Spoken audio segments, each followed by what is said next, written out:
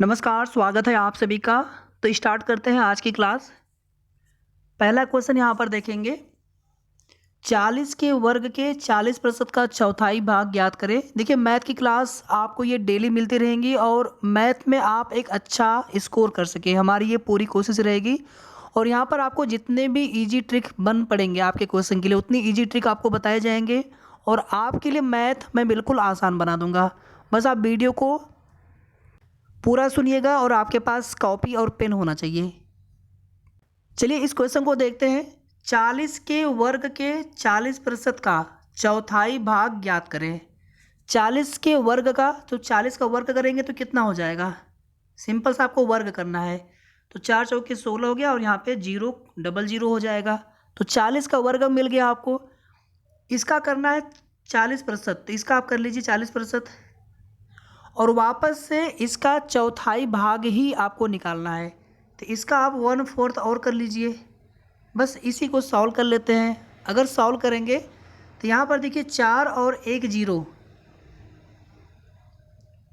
40 यहाँ पर cancel out, 1 0 यहाँ से ये कैंसिल आउट हो जाएगा। कितना बचा? केवल 160 बचा। यही आपका यहाँ पर आंसर हो जाएगा। 4 से 5 सेकंड का ये क्वेश्चन था। इस तरह का एक क्वेश्चन आपके एग्जाम में आएगा ही आएगा, तो इसको आप अच्छे से देख लीजिए। बाकी आगे हम लोग ये प्रैक्टिस हमेशा करते रहेंगे। चलिए इसके बाद देखते हैं नेक्स्ट क्वेश्चन। अगला क्वेश्चन यहाँ पे आप सभी देखिए। ये क्वेश्चन बहुत आसान है, लेकिन अगर आप इसको समझ जाएंगे अच्छे से तो ध्यान से देखिए आप सभी। यदि बिक्री मूल्य 3 गुना किया जाए तो लाभ 5 गुना हो जाता है, लाभ ज्ञात करें। यहाँ पर देखिए सबसे सिंपल ट्रिक होती है, जो ट्रिक मैं आपको बता रहा हूँ। आप क्या करेंगे इसमें, मान लीजिए कि क्रय मूल्य 100 रुपये है। क्रय मूल्य को आप 100 रुपये कर दीजिए। बिक्री मूल्य कितना हो जाएगा? जितना आप लाभ कमाना चाहते हैं उसको क्रय मूल्य में जोड़ देंगे। मान लीजिए कोई सामान आपने 100 रुपये का खरीदा, आपको 120 रुपये में बेचना है, 20 रुपये लाभ के लिए। तो लाभ कितना? 20 रुपये हुआ। 20 रुपये को आप क्रय मूल्य में जोड़ करके फिर आप बताते हैं कि इतना बिक्री मूल्य है इस वस्तु का, और उस वस्तु पे दुकानदार अपने सामान को बेचता है। हम यहाँ पर मान लेते हैं कि लाभ x रुपये है। हम लाभ को मान लेते हैं कि लाभ हमारा कितना है? x रुपये। तो बिक्री मूल्य कितना हो जाएगा? इनिशियली स्टार्टिंग में इस क्रय मूल्य में बिक्री मूल्य को जोड़ दीजिए। यानी ये आपका क्रय मूल्य हो गया 100 रुपये, जो कि हमने मान रखा है। x को मान लिया हमने कि ये लाभ है, तो यहाँ पर बिक्री मूल्य कितना हो जाएगा? 100 प्लस x हो जाएगा। यहाँ तक आप सभी को क्लियर है? तो इसके आगे फिर देखिए, आगे बोला जा रहा है कि यदि लाभ को 5 गुना, सॉरी, यदि बिक्री मूल्य को 3 गुना कर दिया जाए तो लाभ 5 गुना हो जाता है। हमने इनिशियली मान लिया कि शुरुआत में लाभ कितना है? x रुपये है। क्रय मूल्य कितना है? 100 रुपये है। तो बिक्री मूल्य कितना हो गया? 100 प्लस x। अब अगर यहाँ पर बिक्री मूल्य को 3 गुना कर दें, यानी इसमें हम 3 से मल्टीप्लाई कर दें, तो अब बिक्री मूल्य कितना हो जाएगा? इसको मल्टीप्लाई कर दीजिए अंदर, तो 300 हो जाएगा यहाँ पर, और यहाँ पर हो जाएगा प्लस 3x। अब हमारा बिक्री मूल्य कितना हो गया? 300 प्लस 3x हो गया। अब क्रय मूल्य हमारा अभी भी वही रहेगा। ध्यान दीजिएगा, क्रय मूल्य तो उतना ही रहेगा, लेकिन बिक्री मूल्य को हमने बढ़ा करके 3 गुना कर दिया। तो बिक्री मूल्य हमारा कितना हो गया? 300 प्लस 3x, और क्रय मूल्य हमारा अभी भी उतना ही रहेगा। तो जब बिक्री मूल्य 3 गुना कर देते हैं तो लाभ कितना हो जाता है? 5 गुना हो जाता है। लाभ कैसे निकालेंगे? अब जो नया वाला बिक्री मूल्य है इसमें से हम पुराने वाले, क्रय मूल्य हमारा अभी भी वही रहेगा, तो क्रय मूल्य को इसमें से माइनस कर लेते हैं। तो हमें क्या मिलेगा? लाभ मिलेगा। और लाभ कितना होगा? 5 गुना होगा पहले वाले लाभ का। पहले हमने लाभ कितना मान रखा है? स्टार्टिंग में x रुपये मान रखा है, तो आप यहाँ पे लाभ कितना हो जाएगा? 5x। यहाँ तक आप सभी को क्लियर है? ये नया वाला बिक्री मूल्य, क्रय मूल्य अभी भी 100 रुपये रहेगा। बिक्री मूल्य में से क्रय मूल्य को माइनस करेंगे तो हमें लाभ मिल जाएगा। लाभ कितना है? नया वाला 5x है। अब इसको सॉल्व कर लीजिए। 300 में से 100 गया तो कितना बचेगा? 200 बचेगा। और इस 3x को आप इधर लेके आइए, क्योंकि 5x से ज़्यादा है, तो 5x 3x इधर आएगा तो यहाँ प्लस साइन के साथ, इधर आएगा तो माइनस साइन के साथ हो जाएगा राइट हैंड साइड पे। तो 5x माइनस 3x करेंगे तो यहाँ पे मिलेगा आपको 2x, और इसको आप सॉल्व कर लेंगे तो x कितना मिलेगा? 100। तो कितना आंसर हो गया यहाँ पर? सीधे सीधे 100%। ठीक है, तो कितना आसान ट्रिक यहाँ पर है। ये तो पूरा समझाने में आपको यहाँ पर समय लगा, अदरवाइज ये क्वेश्चन भी 5 से 10 सेकंड का केवल है। तो आप सभी लोग इस क्वेश्चन को भी अपने कॉपी पर पेन के साथ में अच्छे से पूरा सॉल्व करके खुद से देख लीजिएगा। इस टाइप का भी एक क्वेश्चन आपके एग्जाम में पूछा ही जाएगा। चलिए अगले क्वेश्चन पे चलते हैं। वीडियो को आप लोग प्लीज़ लाइक शेयर और साथ में चैनल को सब्सक्राइब करके रखेंगे। ये क्लासेज आपको डेली मिलती रहेंगी, मैथ की, रीजनिंग की, और पूरी कोशिश करेंगे जीके और हिंदी की भी क्लासेज आपको प्रोवाइड करा दें। और हमारी पूरी कोशिश रहेगी कि अगर आप रेगुलर हमसे जुड़े रहते हैं तो ज़्यादा से ज़्यादा, अधिक से अधिक अभ्यर्थियों का सिलेक्शन हमारे चैनल के माध्यम से हो। अगला क्वेश्चन ध्यान से यहाँ पर देखिए। यहाँ पर कोई व्यक्ति यक्ष है, 42,000 रुपये में एक स्कूटर खरीदता है, 6,000 रुपये मरम्मत पर खर्च कर दिया, तो अब उसका टोटल खर्चा कितना हो गया? 42,000 में 6,000 जोड़ देंगे आप, तो बिल्कुल कॉमन सा लॉजिक है। तो टोटल उसका खर्च कितना पड़ गया स्कूटर के लिए? 48,000 रुपये पड़ गया। और उसने उस स्कूटर को 54,000 रुपये में बेच दिया, मतलब ये इसका क्रय मूल्य हो गया 48,000 रुपये, कास्ट प्राइस सीपी इसका हो गया, और ये आपका एसपी हो गया। एसपी में से सीपी माइनस करेंगे तो हमें लाभ मिलता है, लेकिन आपको यहाँ पर लाभ को बताना है प्रतिशत में। तो क्या करेंगे हम लोग? विक्रय मूल्य में से क्रय मूल्य को माइनस करेंगे, तो 48 और 6 54, यानी 6,000 रुपये आपका यहाँ पर हो गया विक्रय मूल्य माइनस क्रय मूल्य, यानी लाभ कितना रुपया होगा। और नीचे आप यहाँ पर कर देंगे क्रय मूल्य 48,000 कर देंगे, और यहाँ पर आप 100 से कर देंगे मल्टीप्लाई, तो आपको यहाँ पर लाभ का प्रतिशत मिल जाएगा। इसको पूरा सॉल्व कर लीजिए। यहाँ पे 6 8 48 और यहाँ पे 100 की डिवाइड में 8 हो जाएगा, 4 यहाँ 25 कर देंगे और यहाँ पे कर देंगे 2, और इसको डिवाइड कर लेंगे 25/2 को, 25/2 को, तो यहाँ पर कितना मिलेगा आपको? 12.5%। तो ये क्वेश्चन भी 10 से 20 सेकंड का है। आपको यहाँ पर लाभ निकालना है प्रतिशत में, तो सबसे पहले आप लाभ निकाल लीजिए, कितना लाभ होगा? तो विक्रय मूल्य में से क्रय मूल्य माइनस कर लेंगे, ये आपका लाभ हो गया। और इस लाभ को हम क्रय मूल्य के सापेक्ष निकालेंगे, तो हमें लाभ प्रतिशत निकालना है, तो यहाँ पर 100 से मल्टीप्लाई भी करना होगा। पूरा इसको सॉल्व कर लेंगे तो यहाँ पर 12.5%। आपको किसी भी क्वेश्चन में कोई भी छोटा भी डाउट लगे, आप संकोच मत करिएगा पूछने में, आप कमेंट करके पूछ सकते हैं। अगला क्वेश्चन यहाँ पे आप सभी देखिए। चक्रवृद्धि ब्याज पर निवेशित रुपये 25,000 की राशि एक वर्ष में अर्धवार्षिक 4% प्रति वर्ष की दर से बढ़कर कितनी हो जाएगी? ध्यान दीजिएगा आप सभी, यहाँ पर अर्धवार्षिक ब्याज कैलकुलेट किया जाता है, और ये ब्याज दर दिया गया है 4%, तो यहाँ पर दर को आप आधा कर लेंगे क्योंकि अर्धवार्षिक कैलकुलेट होता है। इतना आप सभी को क्लियर है? एक वर्ष के लिए पूछा गया है, तो अर्धवार्षिक कैलकुलेट होगा तो कितना वर्ष हो जाएगा? 6 महीने का 2 वर्ष हो गया ना। वर्ष तो 12 महीने का होता है, लेकिन चूंकि जब आप ब्याज अर्धवार्षिक कैलकुलेट करेंगे तो एक साल में कितने अर्धवार्षिक? 2 अर्धवार्षिक हो जाएंगे, मतलब समय 2 कर लीजिएगा आप, और यहाँ पे दर को आधा कर लीजिएगा।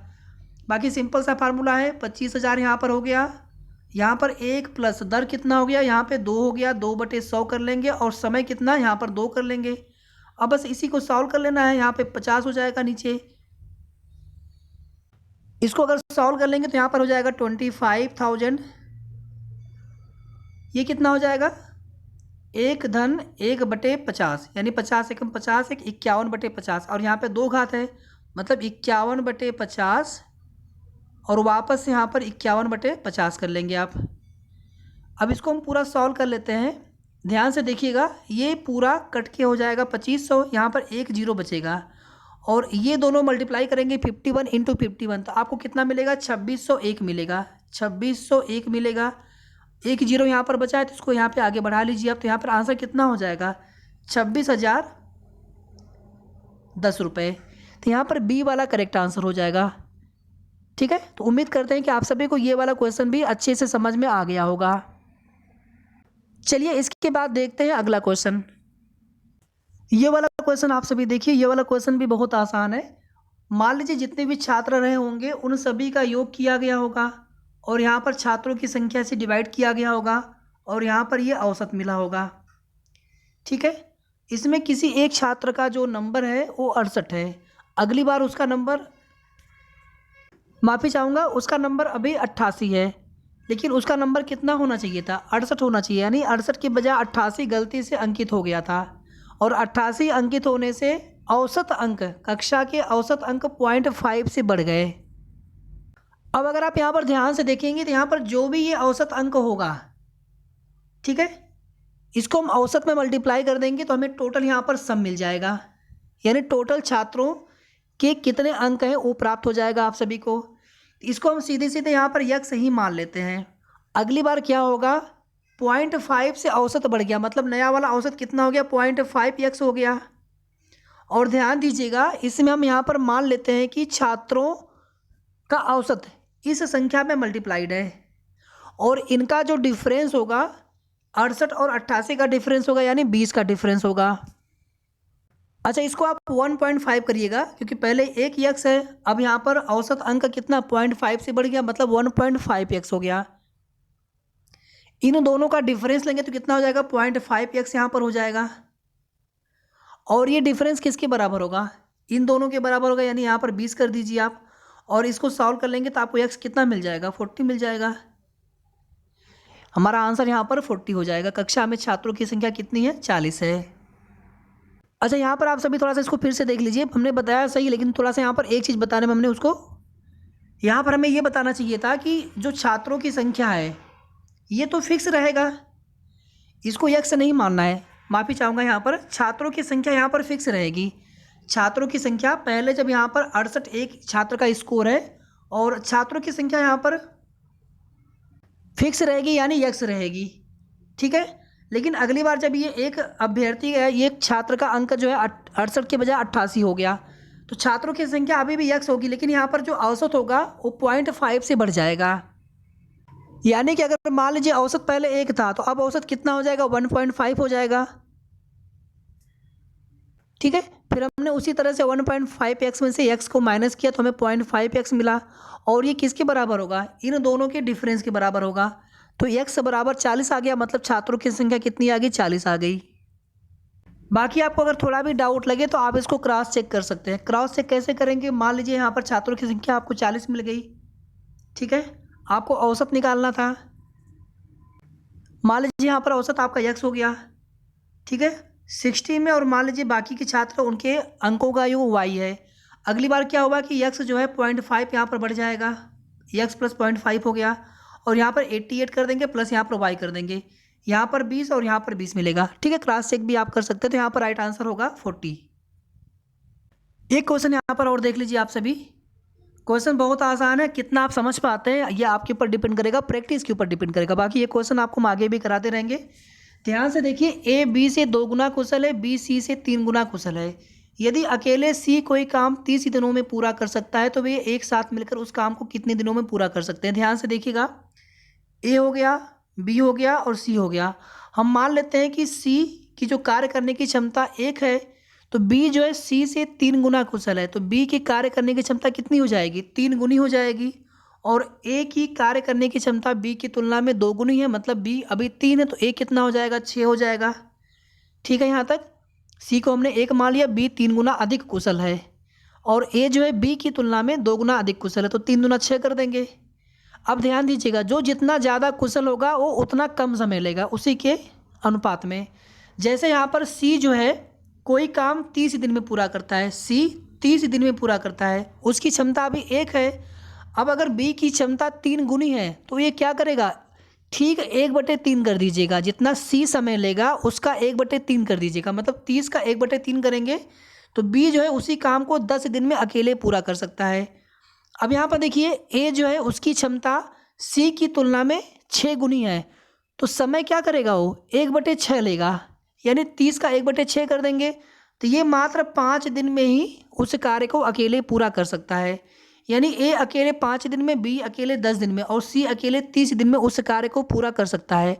अब ये तीनों जब मिल करके काम करेंगे तो ऑब्वियस सी बात है कि समय और कम लगेगा। उसको हम सॉल्व कैसे करते हैं, 1/5 प्लस 1/10 प्लस 1/30 कर देंगे। तीनों का एलसीएम ले लेंगे नीचे यहाँ पर, तो यहाँ पर एलसीएम 30 हो जाएगा। 5 के लिए यहाँ पर 6 मिलेगा, 10 के लिए यहाँ पर 3 मिलेगा, और 30 के लिए यहाँ पर 1 मिलेगा। 5 छक्का 30, फिर उस 6 का 1 में मल्टीप्लाई। आप लोग सॉल्व कर लेते हैं, भिन्नों का जोड़ आप सभी लोग कर लेते होंगे।